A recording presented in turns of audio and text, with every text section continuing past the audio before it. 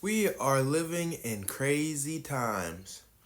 Odd times.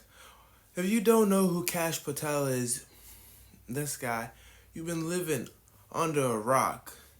Now, the strangest component of Cash Patel being the head of the FBI is that he literally used to write Trump fan fiction. Look at these books.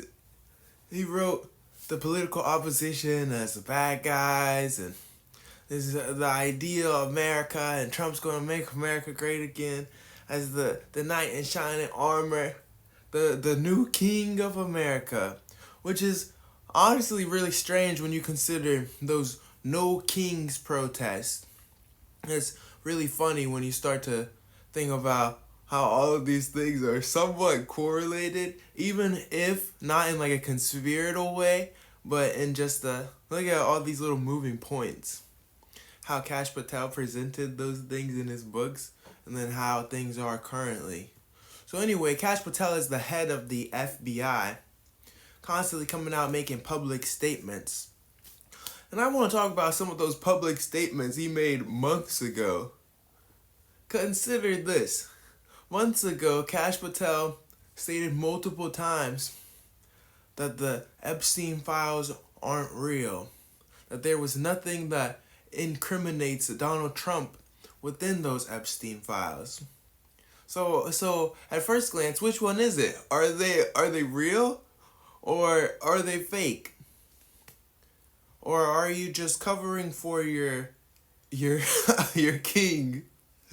Okay, with that all being said, that's just a really reputable source saying something. And then you look at Donald Trump, another air quotations really reputable source. He says that the Epstein files aren't real, that it's all a hoax. Okay, so that's two of almost our highest order of intelligence. Our highest order of, curating stories, spreading things in the media. You got the president and you got the head of the FBI both saying the files aren't real. That was many months ago. And now you have the Epstein files coming out. We had a couple weeks ago the first wave, and then they released more unredacted files. It's like 70,000 page PDF. And you really do have to start asking yourself, how is it that the American people had their attention subverted to the degree that the statements that the people in power, the organized government, politicians, how is it that they can make contradictory statements like 3 or 4 months apart, where it's completely different narratives? Tomorrow. I just want to be super clear on your position. Do you want to see that pass the Senate? Would you sign that bill if it gets to your desk? I do want to. Here's what I want. We have nothing to do with Epstein. The Democrats do. All of his friends were Democrats.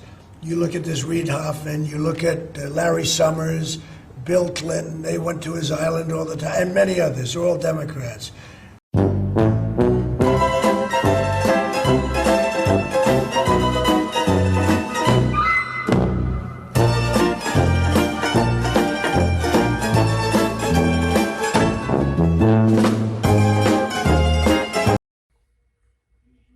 At this point, all I can do is implore you to do your due diligence. When you see these sorts of headlines that are intriguing or you feel like echoing, make sure to do your research. Don't let people give you a narrative for you to parrot. And if you do feel like parroting a narrative, at least have had done some sort of due diligence before you start echoing what other people say, because misinformation is very, very, very powerful. And for all of you who say, look at him, he's obviously an anti-Trumper. There's no way he can be impartial. Don't take it from me. Take it from one of you. Anyone who thinks they need a file to say this motherfucker is guilty so they can have some goddamn evidence is a goddamn ignorant, dumb son of a bitch. The is a rapist, a goddamn child rapist. Do you understand? He is a goddamn child rapist. Get it through your goddamn skull, you dumb you racist. I'm sick of this goddamn. He's a goddamn child rapist. Wake the up, you ignorant son of a bitches. But no, you're not goddamn ignorant. You just want to be able to rape children, obviously, you son of a bitches, you sick. I'm beyond pissed off with this. He better not release the files. If they did, they're gonna do this and do that. That. And you for supporting that.